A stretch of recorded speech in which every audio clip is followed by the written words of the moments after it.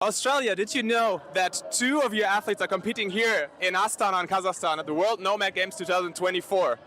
Guys, you are competing in mass wrestling. For the people who have never heard of the sports before, what the heck are you doing here in Astana? So, mass wrestling, we're competing for Australia, but it's a sport where it's a tug-of-war style sport, where it's one-on-one, head-to-head, grabbing onto a stick in the middle. Your feet are against each other on the board and trying to pull the other person over that board or win the stick. And we're here representing Australia, which is very exciting. A force and technique, like is it 50-50 or what's more important? Well, hard for us to say. We haven't done too well, unfortunately, in the games, but it's definitely a lot of force. And I think once you can match their force, then it's definitely technique. So the game's going on behind us. They're probably more techniques. They've got equal force. Unfortunately for us, the person had more force than me, so I didn't get to put my skill into it. What does need to happen that you guys from Melbourne come to Kazakhstan and compete in mass wrestling?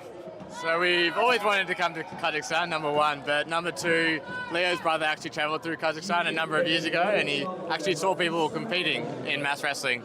And when he got back to Melbourne in Australia, we started trying it socially, trying it out, and then when we saw the World Nomad Games come up, we thought great opportunity to compete and also travel this wonderful country.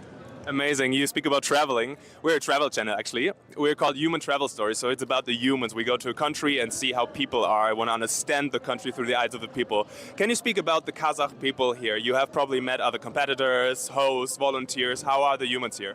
It's a risk of being tokenistic, but they're very, very proud. Everyone we've met as part of the games have been incredibly happy. They've been very proud of what they're doing. They tell you all about their culture, where they're from. They love it. It's really awesome. Very hospitable for sure. Yeah. And then from my perspective, I came up against a Kazakh man, and I can tell you they're also very strong.